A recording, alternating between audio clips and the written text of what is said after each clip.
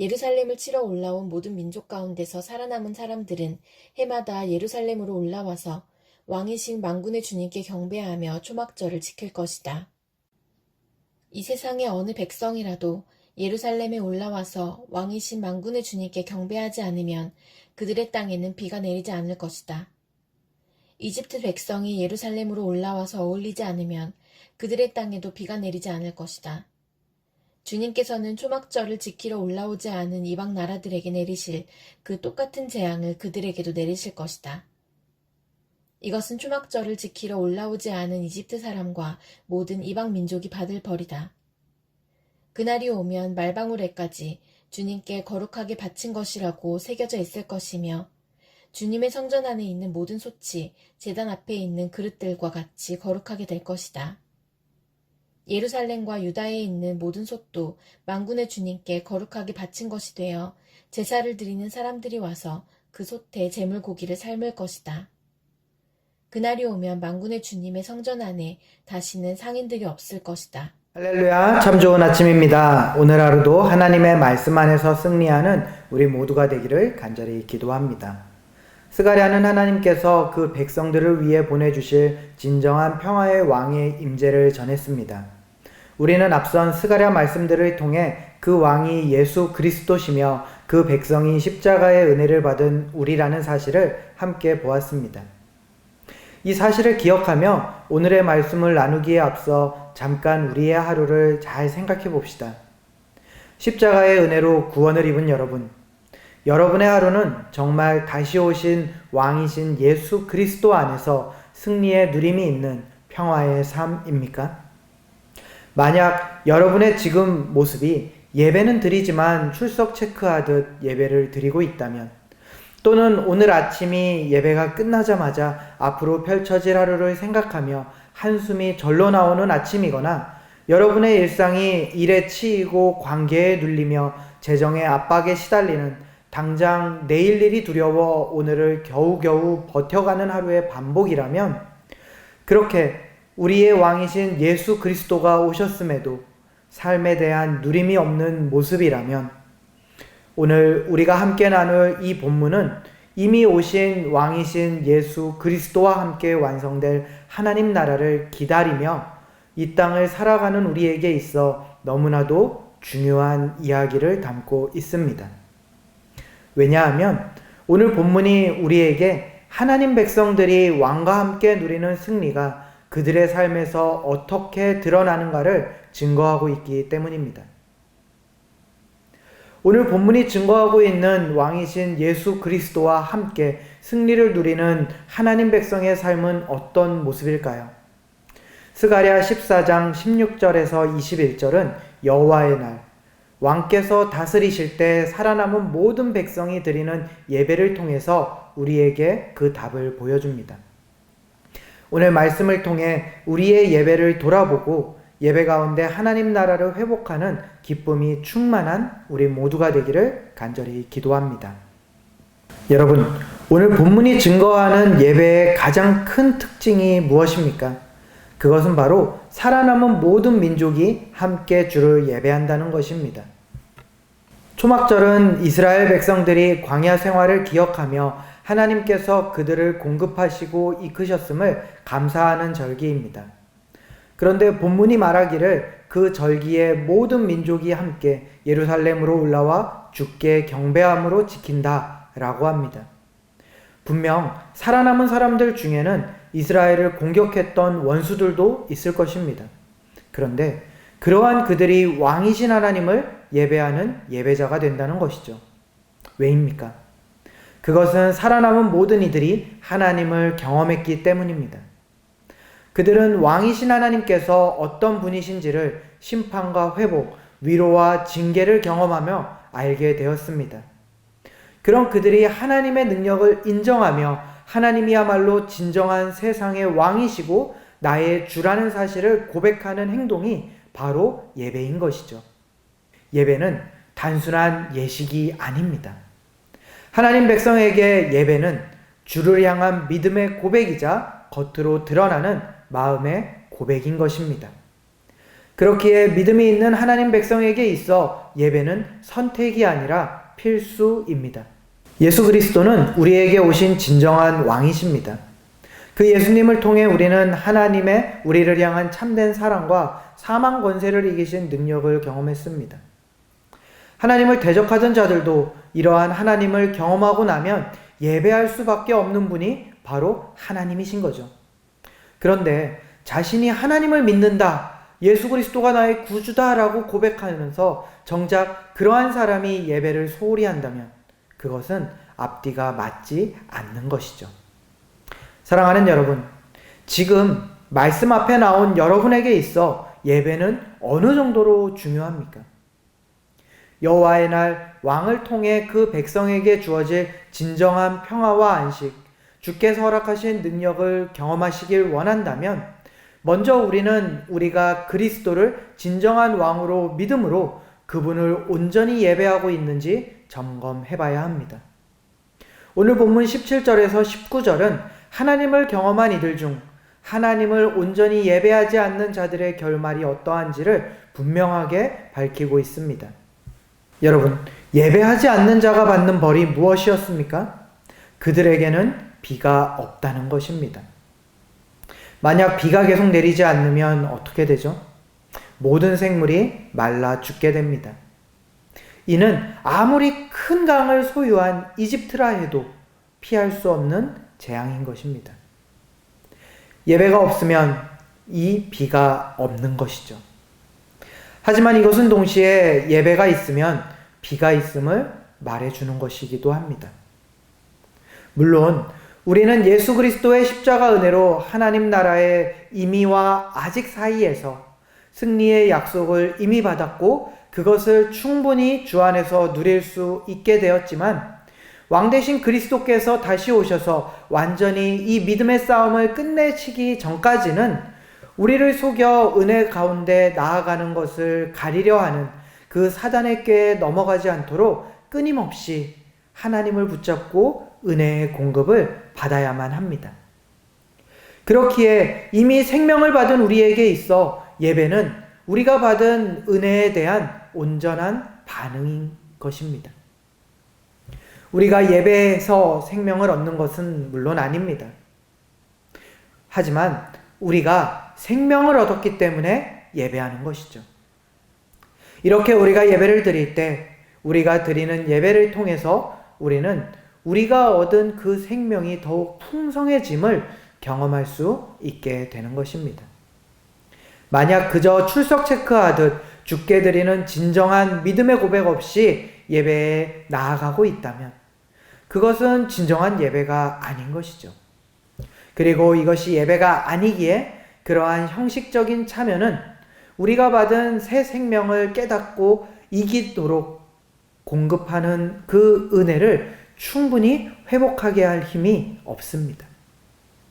사랑하는 여러분, 제가 오늘 설교의 앞에 여러분의 삶이 그리스도 안에서 진정한 승리의 누림이 있는 삶인지를 여쭤보았습니다.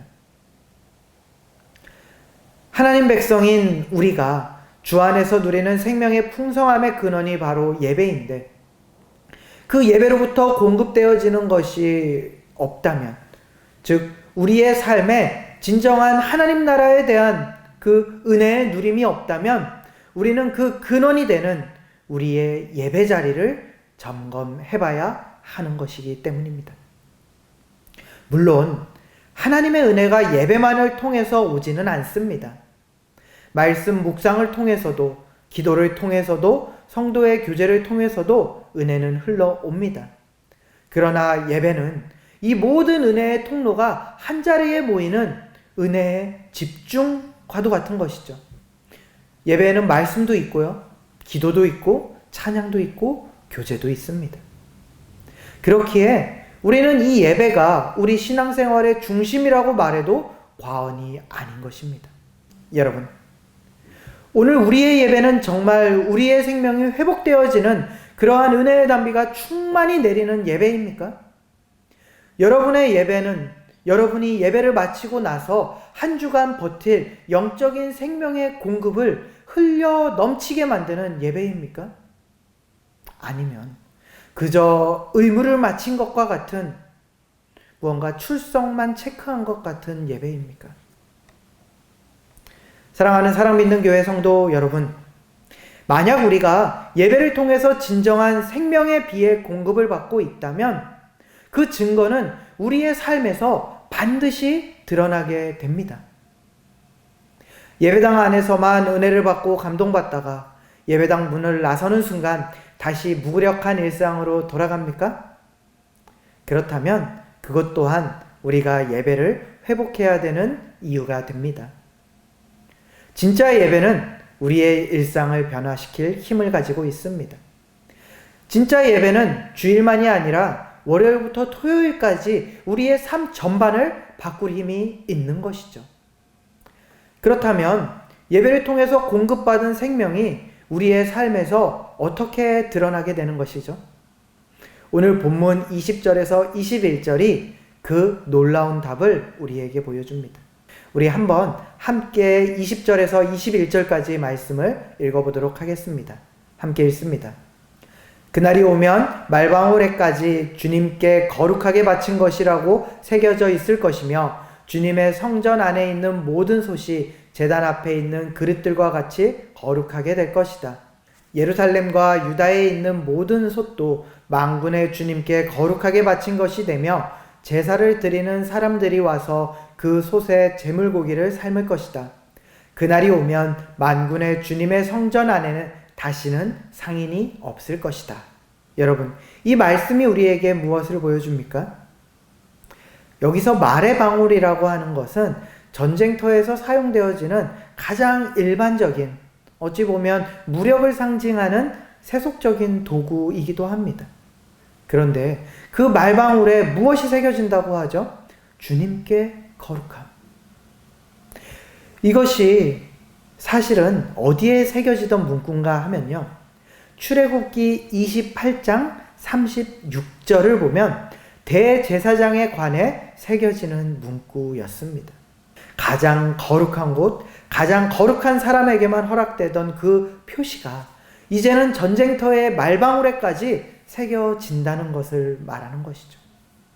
그리고 또 21절은 무엇을 보여줍니까? 예루살렘과 유다에 있는 모든 솥, 우리가 매일 밥을 짓고 국을 끓이는 부엌의 솥, 그 일상적인 도구에도 제단 앞에 있는 제기들처럼 거룩하게 됨을 경험하게 된다는 것이죠. 이것이 무엇을 의미합니까? 하나님 앞에 드리는 예배와 살아가는 일상의 경계가 없어지고 그 구분이 사라진 채 거룩함이 성전 안에만 머무르지 않고 우리 삶의 모든 영역으로 확장되어진다는 것입니다. 언제요? 우리의 예배가 진짜 회복되어질 때 말입니다. 전쟁터의 말방울도 부엌의 솥도 모두가 주께 거룩함이 되는 것입니다. 그리고 여러분, 스가랴가 본 이 환상이 예수 그리스도를 통해서 우리에게 성취되고 있죠. 그 왕이 오셨습니다. 이제 거룩함은 예루살렘 성전에만 있지 않습니다. 그리스도 안에서 우리 자체가 거룩한 성전이 되었습니다. 그리고 그렇게 거룩한 성전된 우리는 우리의 말방울, 우리의 부엌솥도 하나님과 동행함으로 주님께 거룩함이 될 수 있게 되는 것이죠. 그 연결을 짓는 연결고리, 우리의 삶이 더욱 거룩함으로 끝까지 나아갈 수 있게 하는 생명의 통로, 그것이 바로 예배인 것입니다. 사랑하는 성도 여러분, 이것이 바로 진정한 예배가 회복된 삶의 모습인 것이죠. 주일 아침 예배당에서만 거룩하고 월요일 아침 직장에 나아가서는 세상의 법칙을 따라 이중된 생활을 살지 않게 된다는 것입니다. 예배를 통해 생명의 비를 공급받은 우리는 그 생명으로 우리의 모든 일상을 거룩하게 살아낼 수 있게 됩니다. 마틴 루터는 이렇게 말했습니다. 구두를 만드는 사람이 기도하면서 구두를 만든다면 그것은 설교자가 설교하는 것만큼 거룩한 일이다. 우리가 진정한 예배를 통해서 우리의 직장이 예배의 현장이 되게 하고 우리의 가정이 예배의 제단이 되게 하며 우리의 학교가 거룩한 성전이 되게 해야 하는 것입니다. 직장 동료들과의 관계 가운데에서 우리의 모습이 우리의 공급자이자 진정한 왕이신 주를 예배하는 예배가 되는 것입니다. 가정주부의 부엌이 주를 예배하는 공간으로 변하고 학생의 공책과 펜이 하나님을 예배하는 거룩한 도구가 되는 것입니다. 그럴 때 우리는 세상의 속임수를 넘어 이미 그리스도 예수 안에서 우리에게 주어진 진정한 생명의 은혜와 승리의 기쁨을 이 땅에서도 진정으로 누릴 수 있게 됩니다. 사랑하는 성도 여러분, 오늘 우리는 왕이신 예수 그리스도와 함께 누리는 승리의 삶이 무엇인지를 보았습니다. 그 삶은 바로 주를 진정으로 예배하며 그 예배를 통하여 우리가 은혜 아래 온전히 거하고 그 은혜로 인하여 우리의 삶이 진정한 예배가 되는 삶입니다. 진정한 예배는 일주일에 한 번 교회 건물에 오는 것이 아니라 진정한 왕 앞에 무릎 꿇는 것이며 생명수를 공급받아 그 생명을 살아가는 것입니다. 이는 월요일부터 토요일까지 모든 일상이 여호와 앞에 성결이 되는 것이죠. 자, 여러분, 마지막으로 여러분께 여쭤보겠습니다. 여러분은 정말 하나님을 예배하고 계십니까? 아니면 그저 예배에 출석 체크하고 있을 뿐입니까? 우리의 왕이신 예수 그리스도는 이미 오셨습니다. 그런데 왜 우리의 삶에 승리가 없고 우리의 일상이 여전히 무겁고 힘이 듭니까? 그것은 우리가 예배를 회복하지 못했기 때문 아닐까요? 만약 우리의 삶이 지금까지 그래왔다면 오늘 이 시간 이후 우리의 삶이 달라지기를 간절히 바랍니다. 먼저 오늘부터 우리의 예배를 회복하는 결단이 이 시간 있기를 바랍니다. 주님을 나의 왕, 나의 공급자로 고백하는 믿음이 우리에게 우선순위가 되기를 결단하는 우리 모두가 되기를 바랍니다. 또한 예배에서 받은 은혜를 바탕으로 예배당을 나서는 순간부터 우리의 일상이 주 앞에 드리는 거룩한 예배가 되도록 다시 한번 결단하는 우리가 될 수 있기를 바랍니다. 그럴 때 우리는 우리에게 약속되어진 그 영원한 하나님 나라의 온전함을 이 땅에서도 미리 누릴 수 있게 됩니다. 바라기는 이 아침 예배 가운데 말씀 앞에서 예배를 회복하며 예배를 살아내기로 결단한 우리 사랑받는 교회 가족 모두의 직장, 가정, 학교가 거룩한 예배의 현장이 되므로 왕이신 예수 그리스도와 함께 날마다 승리를 누리는 기쁨이 충만할 수 있기를 간절히 응원하며 기도합니다. 아멘.